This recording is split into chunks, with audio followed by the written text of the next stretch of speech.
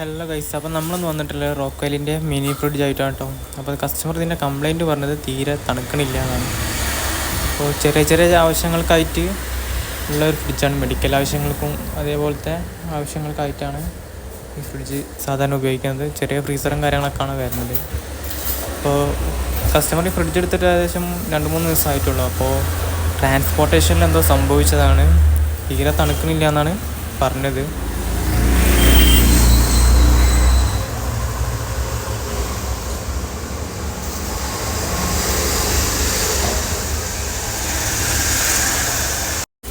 ഇതാണ് ഇതിൻ്റെ ബാക്ക് ഭാഗമായിട്ട് വരുന്നത്. ബാക്ക് ഭാഗത്ത് ചെറിയൊരു കംപ്രസറായിട്ടാണ് കൊടുത്തിട്ടുള്ളത്. ഫ്രിഡ്ജിൻ്റെ വലിപ്പം വരുന്നത് ഒരാളുടെ കാലിൻ്റെ അത്രയാണ് കേട്ടോ. അത്രയും മിനി ആക്കിയിട്ടാണ് റോക്ക്വെല്ലിൽ ഇറക്കിയിട്ടുള്ളത് ഫ്രിഡ്ജ്. അപ്പോൾ അതിൻ്റെ കംപ്ലൈൻ്റ് ആയിട്ട് വന്നത് ഡ്രയറിൻ്റെ അവിടെ വെൽഡിങ്ങിൻ്റെ അവിടെ പൊട്ടിയതായിരുന്നു. അപ്പോൾ കൂടുതലും ട്രാൻസ്പോർട്ടേഷന് സംഭവിച്ചാണ് ചാൻസ് കൂടുതൽ.